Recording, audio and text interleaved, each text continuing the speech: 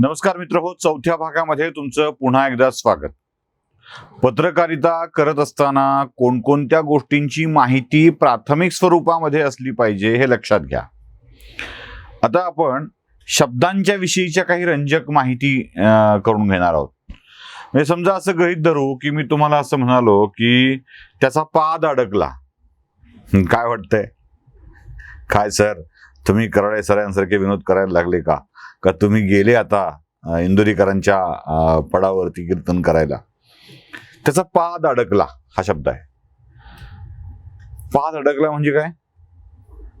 आत्ता मी तुमच्याकडे येताना माझ्या पायामध्ये या माईकचा वायर अडकलं होतं.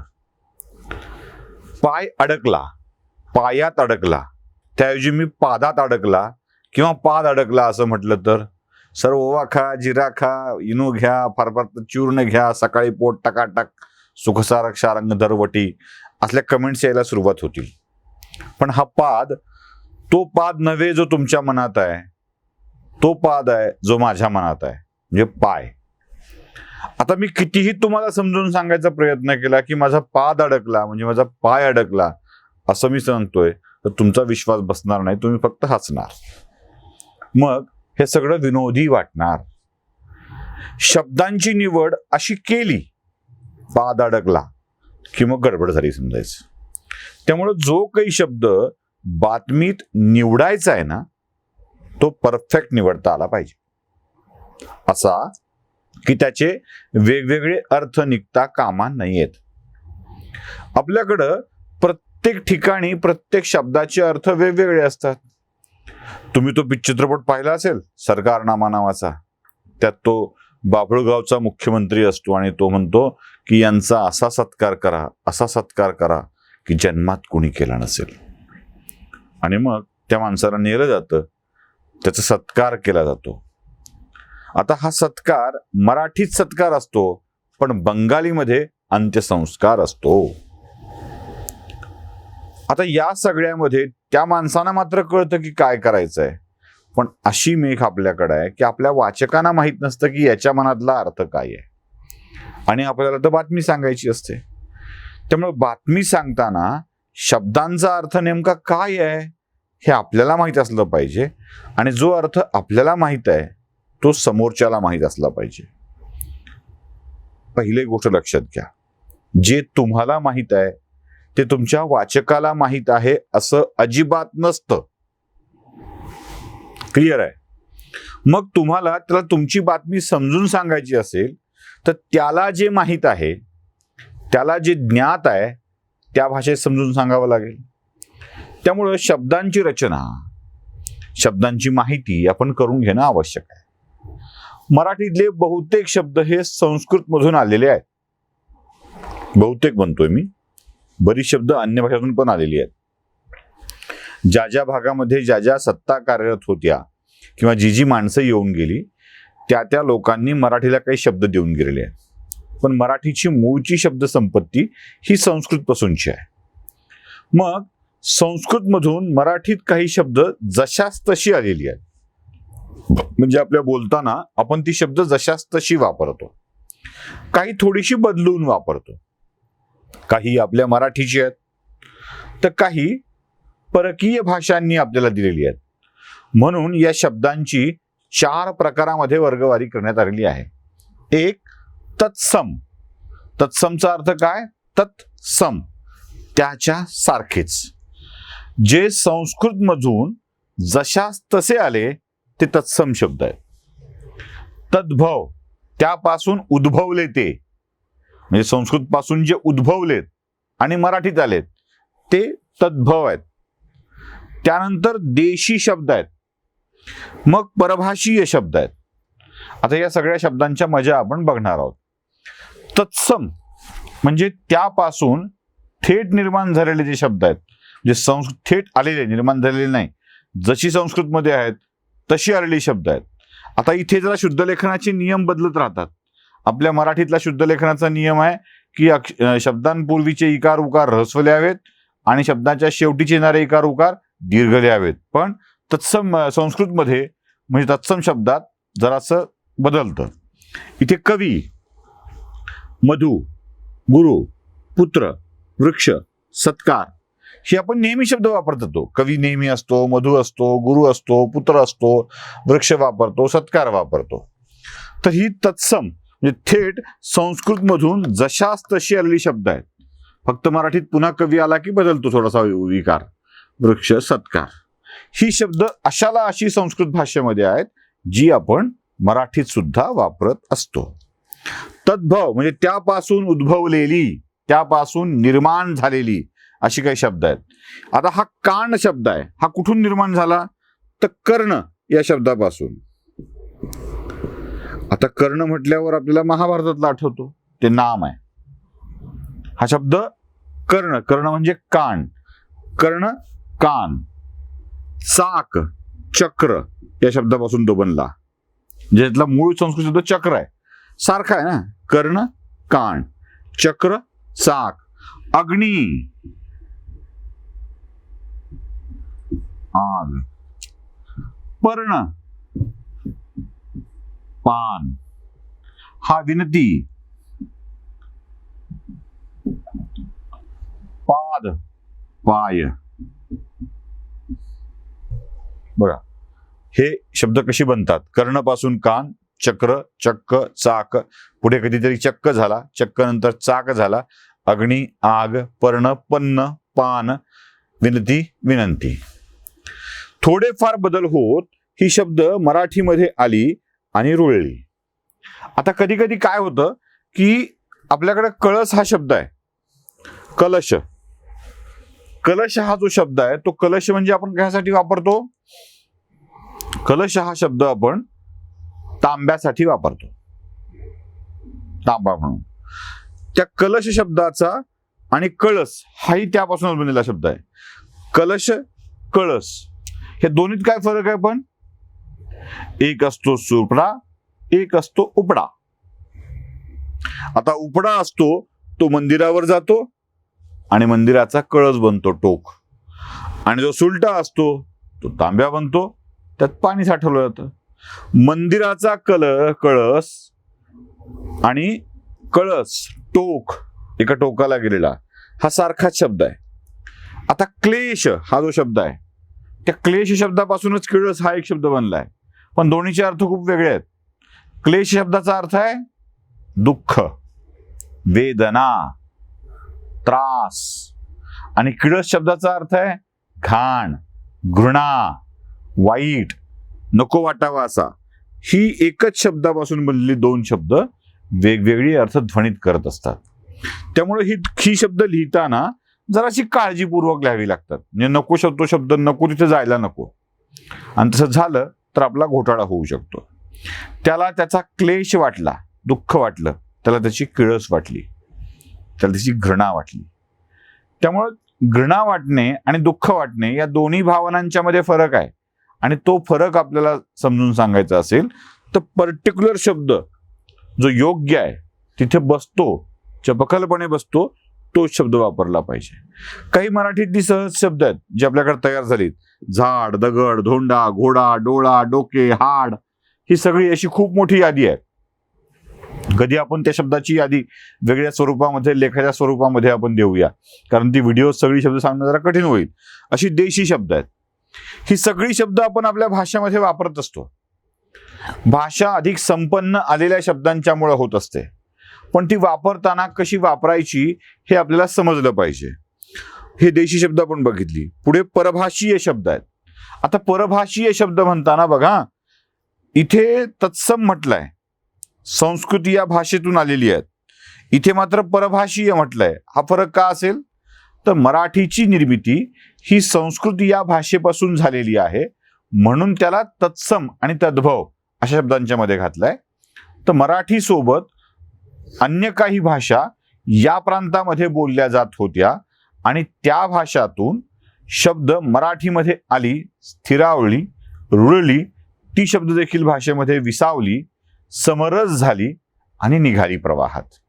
मुळात भाषा ही प्रवाही असते. नदी जशी प्रवाही असते आणि वाहता वाहता आपल्या तीरावरच्या अनेक गोष्टींना घेऊन ती वाहत जाते. आपल्या पाण्याच्या प्रवाहासोबत दगडाला नेते, मातीला नेते, झाडांना नेते, वेली नेते, जे जे काही त्यात पडेल त्या प्रत्येकाला घेऊन जाते. तशी भाषा सुद्धा प्रवाही असते. तिचा प्रवाह या वेगवेगळ्या भाषांनी अधिक मोठा होत जातो, अधिक समृद्ध होत जातो. ती याचा विटाळ कधीच मानत नाही. जसं पाणी नको त्या गोष्टी पाण्याबाहेर लगेच फेकून देतं. हे तुम्ही अख्खा गावचा कचरा समुद्रात नेऊन सोडा, एक भरती आली की समुद्रात सगळा कचरा बाहेर टाकून देतं, अगदी ह्युमन बॉडी सुद्धा टाकून देतं. त्यामुळे समुद्र त्याला नको असलेली कोणतीही घाण पोटात साठवून ठेवत नाही. ती पुढच्या भरतीच्या वेळेला तुमच्या गावातच परत टाकून मोकळा होतो. त्यामुळे कितीही तुम्ही पाण्यात घाण टाकायचा प्रयत्न केला तर ते स्वीकारत नाही. भाषा मात्र ह्या सगळ्या शब्दांना स्वीकारत स्वीकारत स्वीकारत मोठी होत जाते. आता कुठल्या कुठल्या भाषेतून शब्द आलीत? Table, paper, number, teacher, sir, madam, bus, ticket, ही सगळी शब्द आपण इंग्रजीतून मराठीसाठी घेतलेली आहे. म्हणजे तिकीट द्यायला काय म्हणायचं असं म्हटल्यावर पटकन प्रश्न पडेल. बस आली, एसटी आली हा एक नवीन शब्द आपण वापरतोय. खरं तर एसटी आली हा शब्दच मुळात चुकीचा आहे. एसटी हा शब्द एखाद्या याचा नाही आहे की त्या बससाठीचा वापरणारा नाही आहे. तो शब्द आहे स्टेट ट्रान्सपोर्ट. एसटी हे असं काहीच नाही आहे. एसटी एक संस्था आहे, राज्य परिवहन, आणि राज्य परिवहन मंडळाची बस असते. आपण काय म्हणतो सहज बोलता बोलता, अरे त्या गावाला त्याची एसटी आलेली आहे. एसटी नसते येत, एसटीची बस येत असते आणि एसटीच्या बसमध्ये बसून आपण जात असतो. तुम्हाला साधी साधी उदाहरण सांगतो, भाषेत शब्द कशी मिसळतात. कधी कधी ब्रँड नेम आपल्याकडे शब्द बनून जातो. जसं एसटी आपण केलं, एसटी स्टेट ट्रान्सपोर्ट, राज्य परिवहन. राज्य परिवहन आलं असं आपण म्हणतो का? नाही. बस आली असं आपण म्हणतो. पण काही ठिकाणी एसटी आली म्हणायची सवय आहे. ती एसटी सुद्धा अशी एसटी झाली आहे. आणि ही एसटी क्रिकेटमध्ये असते. मुळात ती एसटी अशी आहे, S.T. हा उच्चार असा करायचा सोडून आपल्याकडे एसटी असा केला जातो. ही एसटी क्रिकेटमध्ये असते. विकेट किपरच्या पुढे आणि बॅट्समनच्या मागे असते ती 3 दांडके, त्याला एसटी म्हणतात. आणि एसटी विकेट किपर जो एसटी रक्षक असतो, त्रिफळा, त्या त्रिफळ्याला एसटी म्हणतात. ही एसटी वेगळी. आपण एसटी आली असा शब्द वापरतो. मुळात ते स्त्रीलिंगी का होतं हाही प्रश्न आहे. स्टेट ट्रान्सपोर्ट हा शब्द पुल्लिंगी आहे. राज्य परिवहन यातला परिवहन हा शब्द ही पुल्लिंगी आहे, राज्य हा शब्द ही पुल्लिंगी आहे. पण याचा संकोच करत एस टी केल्यामुळं आणि टीला इकारांत असल्यामुळं आपण उगीच्या उगी स्त्रीलिंगी करत जातो आणि ती आली असं म्हणतो. असो, त्यात जायचं नाहीये, तो खूप मोठा विषय आहे व्याकरणाचा. त्यामुळे बस हा जो शब्द आहे तो योग्य आहे, एसटी नव्हे. तर बस, तिकीट, टेबल, पेपर हे सगळे शब्द आपण वापरतो. फाईल, फाईलसाठी नसती हा पर्यायी शब्द आहे. पण नसतीचा अर्थ जाणून घ्यायचा, नसती कुठा ठेव करणार कोण हाही मोठा प्रश्न आहे. त्यामुळं हे शब्द आपण जशाला तसे मराठीमध्ये वापरत असतो. काही पोर्तुगीज शब्द मराठीत आलेले आहेत. आता तुम्हाला जरा आश्चर्य वाटेल, मी पोर्तुगीजांनी महाराष्ट्रावर बराच काळ राज्य केलेलं आहे, काही किनारपट्टीच्या भागावरती. त्यामुळं पोर्तुगीज शब्द सुद्धा मराठीमध्ये आलेले आहेत. ती कोणकोणती आहेत? बटाटा मराठी शब्द नाहीये, पोर्तुगीजांच्याकडून आलेला आहे. तंबाखू, चावी, चावी हा मराठी शब्द नाहीये, आपला किल्ली आहे. कुलूप, किल्ली.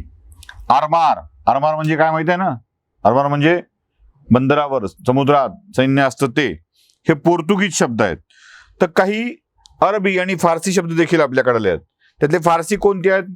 खाना, खाना म्हणजे खाना. सामान, अब्रू, पेशवा हा शब्द मराठी नाही आहे.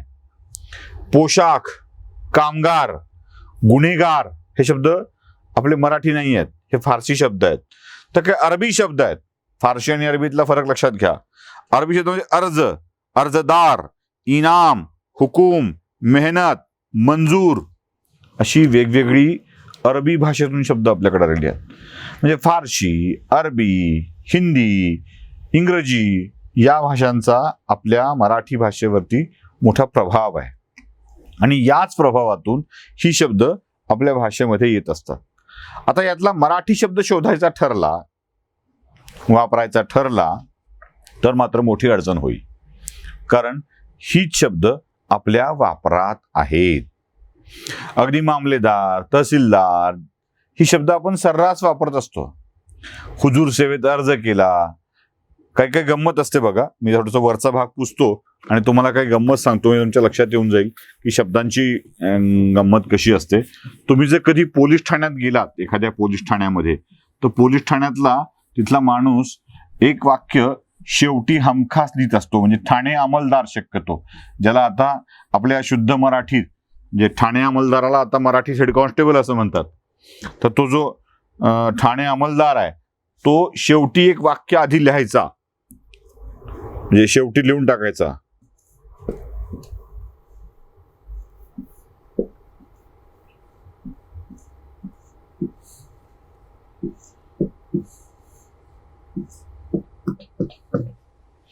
रिपोर्ट लिहायचा मेहरबान असा जे शब्द असायचा. हे मे जर अर्जात लिहिलं असेल तर ते मेहरबान अर्थ घेऊन येतं. बघा, हा मे अर्जात लिहिला असेल तर तो मेहरबान असा अर्थ घेऊन येतो. हा मे दुकानाच्या पाटीवर लिहिला असेल तर मेसर्स याचा संकोच असतो. हे कळलं पाहिजे. नाहीतर मे अमुक ट्रेडर्स, मेसर्स अमुक ट्रेडर्स अशी पाटी आपण बघितली असेल जुन्या पाट्यापैकी. मराठी चित्रपटात किंवा हिंदी चित्रपटात तुम्हाला ह्या पाट्या अशा दिसतील, ह्या मे लिहिलेल्या. अजूनही काही जुन्या पाट्या, जर मोंढ्यात तुम्ही जाल, आडतीवर जाल किंवा अजून कुठे जाल तर ह्या पाट्या तुम्हाला अशा दिसतील, जुन्या दुकानावरच्या पाट्या. हे मेसर्स असतं आणि हे मेहरबान असतं. आपल्याकडे अजून एक पाटी आहे, घराच्या दारावर असेल हे लिहिलं असेल प्रो, तर ते झालं प्रोफेसर. आणि दुकानाच्या दारावर असेल प्रो तर हा प्रोप्रायटर होतो.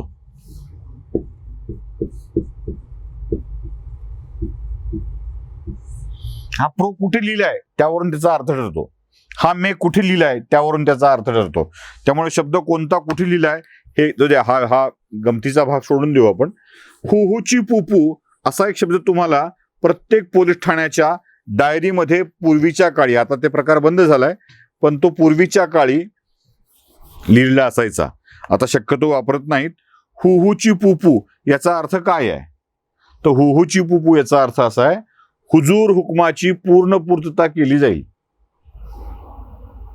एवढं मोठं लांबलचक वाक्य लिहायला नको वाटायचं, म्हणून हुहुची पुपू असं लिहून टाकायचे. याचा अर्थ याचा हुजूर हुकुमाची पूर्ण पूर्तता केली जाईल. आता शक्यतो कोणी हे वापरत नाही. मेहरबान साहेबांच्या सेवेशी सादर किंवा सादर, सादर हा जो शब्द आहे सादर करण्याचा, आदरासहित ते समोर न्यायचं असतं, म्हणून सादर हा शब्द आला. आता आपण तो शब्द जास्त वापरत राहतो. ह्या सगळ्या शब्दांचे अर्थ आपण जेव्हा समजतो, आता जर ते वापरले गेले तुम्हाला कळणार नाही, आणि असे न कळणारे शब्द जर आपण वापरायला लागलो, आता आपल्याला अजूनही अनेक पत्रकारांना अनुज्ञप्ती या शब्दाचा अर्थ समजत नाही.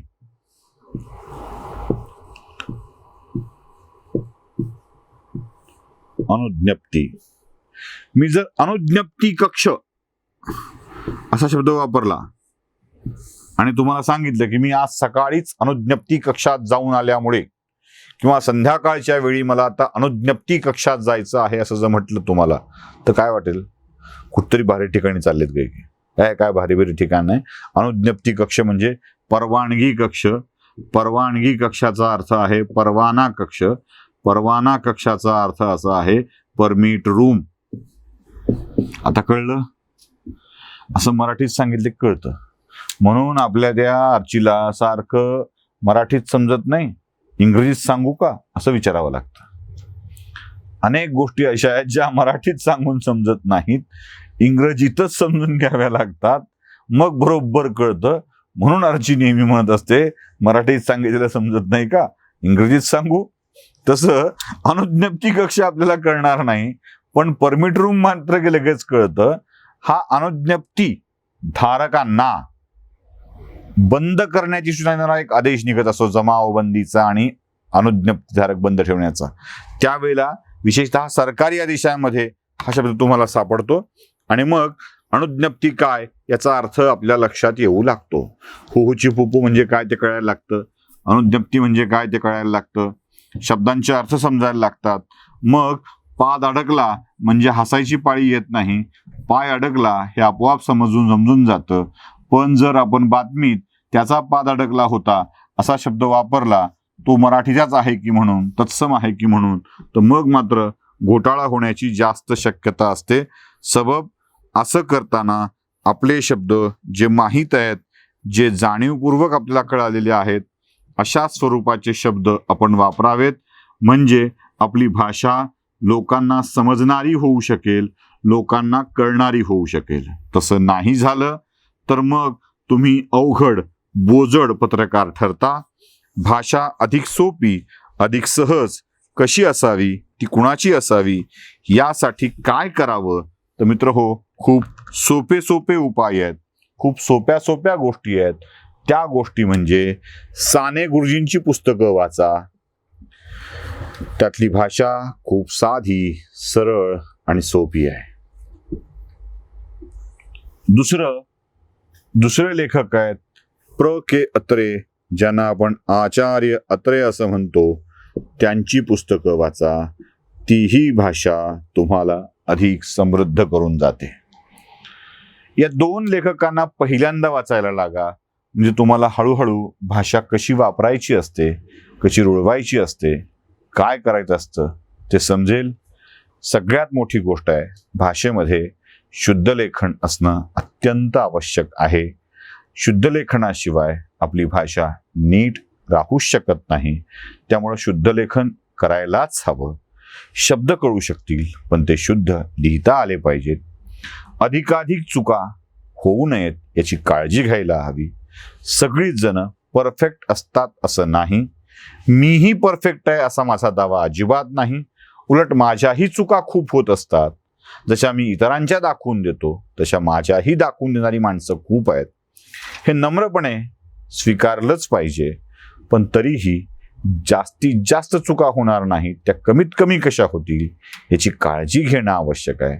ती काळजी घेतली की आपली भाषा अधिक सुंदर वाटू लागते, सुदृढ वाटू लागते, आणि मग वाचकांनाही तुमचं वाचताना मजा येऊ लागते. ही मजा द्यायची असेल, त्यांना अधिक सोपं करून सांगायचं असेल, तर या छोट्या छोट्या गोष्टी पाळल्या पाहिजेत.